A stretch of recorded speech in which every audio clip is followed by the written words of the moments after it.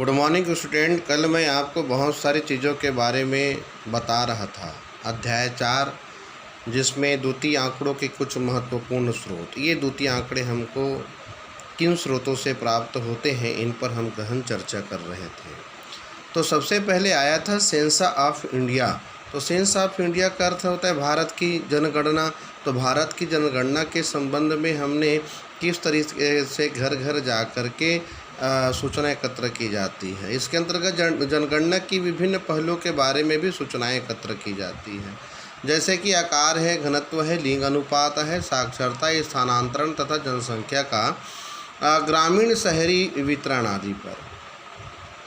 और याद रखने वाली बात मैंने आपको बताया था कि ये जनगणना जो है भारत में प्रत्येक 10 वर्ष के पश्चात जनगणना की जाती है, महत्वपूर्ण चीज़ है।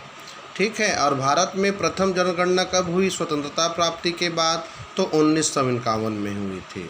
और सन 2011 का सेंसस नवीनतम सेंसस है। ठीक है। तो इस प्रकार से दूसरा है राष्ट्रीय प्रतिदर्श सर्वेक्षण संगठन। तो ये राष्ट्रीय जो नेशनल सैंपल सर्वे ऑर्गेनाइजेशन है, वे क्या करती है? तो इस पर भी मैंने बताया था कि ये जो इनका काम है, इस संगठन के सर्वेक्षण द्वारा संग्रह किए गए आंकड़े समय समय पर विभिन्न रिपोर्टों एवं इसकी त्रैमासिक पत्रिका सर्वेक्षण में प्रकाशित किए जाते हैं। ठीक है। और ये आंकड़े मूलतः सामाजिक आर्थिक मुद्दों पर होते हैं। और ये किन मुद्दों पर करते हैं? तो यह संगठन साक्षरता, विद्यालयीन नामांकन है, शैक्षणिक सेवाओं का उपयोग, बेरोजगारी, रोजगार, विनियोग, सेवा क्षेत्रों में उद्योगों में रुग्णता, मातृत्व, शिशु देखभाल और सार्वजनिक वितरण प्रणाली के उपयोग आदि पर महत्वपूर्ण सूचनाएं उपलब्ध करता है। संगणना तथा प्रतिदर्श अनुसंधान के अनुसार किसी अनुसंधान के लिए समंकों को 2 प्रकार से एकत्र किया जाता है। ये तीसरी चीज़ बताया था, संगणना तथा प्रतिदर्श अनुसंधान। तो इसमें सबसे पहले समूह की समस्त इकाई विषय में सूचना एकत्र करके, दूसरा में क्या है, दूसरे समूह में से इकाइयों का चयन करके उनके संबंध में सूचना एकत्र की जाती है। संगणना खोज या अनुसंधान प्रणाली में होती है क्या? संगणना अनुसंधान में हम प्रत्येक इकाई का अध्ययन करते हैं। ठीक है। जैसे कि उदाहरण के लिए कक्षा में अगर 100 विद्यार्थी हैं तो हम उनके अर्थशास्त्र विषय में प्राप्तांक जानने के अगर इच्छुक हैं तो समग्र इकाइयाँ हुई 100 जो हैं, समग्र इकाइयाँ हुई 100 छात्र, और संगणना अनुसंधान द्वारा समस्त 100 विद्यार्थियों से सूचना प्राप्त की जाएगी। ठीक है। तो स्पष्ट यह होता है कि किसी समस्या से संबंधित पूरे समूह या समग्र की प्रत्येक व्यक्तिगत इकाई का विस्तार पूर्वक अध्ययन किया जाता है। इसके गुण भी है और इसके दोष भी है। ठीक है। अब आ जाता है विशिष्ट बात, जिसमें निर्दर्शन अनुसंधान आती है, जिसको बोला जाता है सैंपलिंग इंक्वायरी। तो निर्दर्शन रीति में समस्त समूह का एक अंश प्रतिनिधि के रूप में लिया जाता है और उसके अध्ययन से प्राप्त होने वाले निष्कर्ष समस्त समूहों पर लागू किए जाते हैं। फिर से बताऊं, निर्दर्शन रीति में समस्त समूहों का एक अंश, इतना एक अंश प्रतिनिधि के रूप में लिया जाता है और उसके अध्ययन से प्राप्त होने वाले निष्कर्ष समस्त समूहों पर लागू किए जाते हैं। और समस्त समूह जिससे कि न्यायादर्श लिया जाता है समग्र कहलाता है। जैसे उदाहरण के लिए मैं आपको बताता हूँ कि एक पुस्तक के 500 पृष्ठों में कुल छपे हुए शब्दों की संख्या को गिनने के स्थान पर कुछ पृष्ठों के शब्दों को गिन लिया जाए और उसके आधार पर यह निष्कर्ष निकाला जाता है कि संपूर्ण पुस्तक में लगभग कितने शब्द होंगे। और मैं आपको कहूँगा कि 500 पृष्ठों की पुस्तक है और उसमें जितने भी शब्द लिखे हुए हैं उनको गिन करके बताओ, तो यह अतिशयोक्ति होगी, संभव भी नहीं।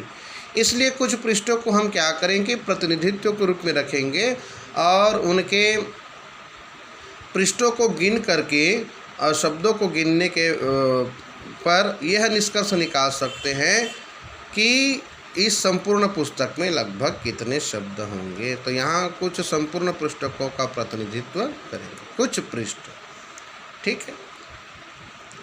इसमें स्पेंसन व काफ्का के अनुसार, जो प्रोफेसर हैं उनके अनुसार देखें तो निर्देशन समग्र की कार्य का वह अंश होता है जो पूर्ण समग्र के अध्ययन हेतु चुना जाता है।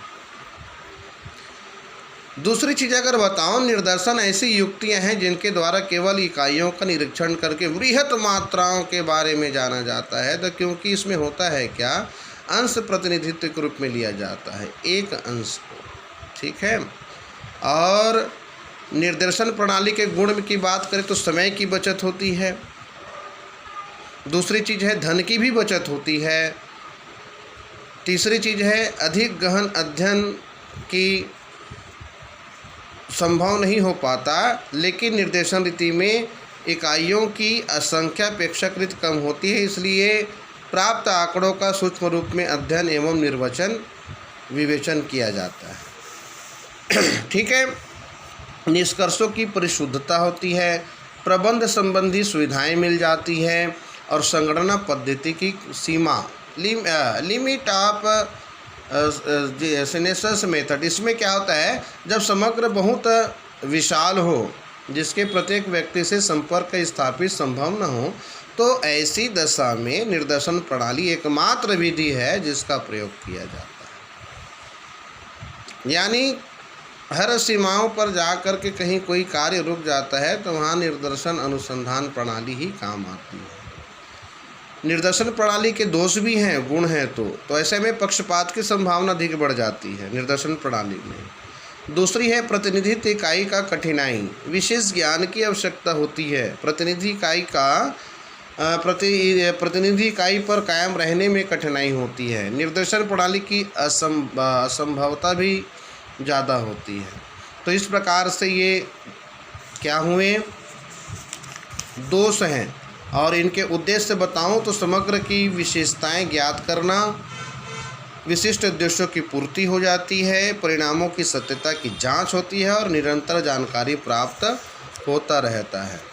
तो इस प्रकार से हम कह सकते हैं कि निर्देशन अनुसंधान जो है सैंपलिंग इंक्वायरी, जहाँ कोई क्षेत्र काम न करता हो उस क्षेत्र पर जाकर के कार्य करता है। और पुनः इसका मैं डेफिनेशन दे दूं, निर्देशन रीति में समस्त समूह का